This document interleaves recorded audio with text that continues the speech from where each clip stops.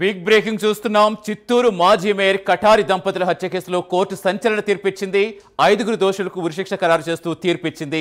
ఉరిశిక్ష పడ్డ వారిలో మేయర్ మేనల్డు చింటూ సైతం ఉన్నాడు. పూర్తి వివరాలు మా కరెస్పాండెంట్ రవివర్మ జరుగుతున్న రవివర్మ.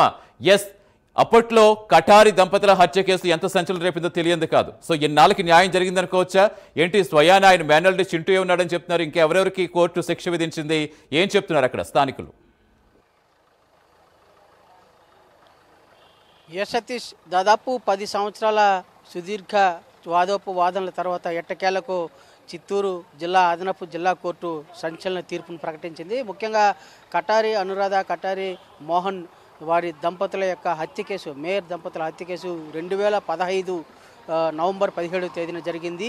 అప్పటి నుంచి వాదనలు జరుగుతూ వస్తున్నాయి. వాటిలో క్రమంలోనే చింటూ స్వయాన మేనల్లుడైన చింటూ ప్రమేయం ఉన్నట్టు కూడా కోర్టు పరిగణలోకి తీసుకుని విచారణ జరిపి దోషిగా పరిగణించింది. ఆ మేరకు 5 మందిని దోషిగా ప్రకటిస్తూ ఇవాళ సంచలనమైన కోర్టు తీర్పిచ్చింది. వారందరికీ కూడా ఉరిశిక్ష విధించాలని చెప్పేసి కూడా కోర్టు తీర్పు ప్రకటించడం యావత్ సంచలనం మారింది. అయితే ఇలాంటి దోషులను కఠినంగా శిక్షించాల్సిన బాధ్యత కూడా ఉందని చెప్పేసి చిత్తూరు వాసులందరూ కూడా అభిప్రాయం వ్యక్తం చేస్తున్నారు. ముఖ్యంగా ఈ కటారి అనురాధ, కటారి మోహన్ చిత్తూరు మేయర్ దంపతులుగా ఉన్నటువంటి వారిని హత్య చేయడం అతి పాశవికంగా కార్యాలయంలోనే హత్య గావించబడ్డారు. అలాంటి హత్యకు సంబంధించినటువంటి కేసు తీర్పు ఇవాళ తుది తీర్పు ప్రకటించడం సర్వత్రా హర్షం వ్యక్తం చేస్తున్నారు. ముఖ్యంగా చిత్తూరు జిల్లాలో ఎన్నడూ లేని విధంగా ఇలాంటి హింసాయుత వాతావరణం పాల్పడిన వారికి కఠిన శిక్ష విధించాలని చెప్పే భావన అయితే సర్వత్రా వ్యక్తం అవుతా ఉంది.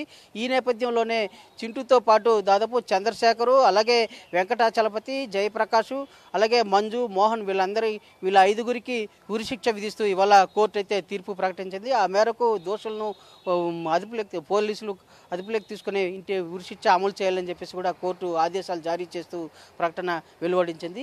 ఈ ప్రకటనతో జిల్లాలో సంచలనం రేకెత్తించింది. ముఖ్యంగా ఎవరు కూడా నేరాలకు పాల్పడితే వారి పట్ల కఠినంగా వ్యవహరించాల్సిన బాధ్యత ఉంది. ఇలాంటి నేర ప్రవృత్తిని ఎవరు కూడా ప్రోత్సహించకూడదనే భావనతోనే కోర్టు ఇవాళ సంచలనమైన తీర్పు ప్రకటించిందని చెప్పేసి కూడా సర్వత్రా వ్యక్తం చేస్తున్నారు. Satish. Right, thank you Ravi Varma.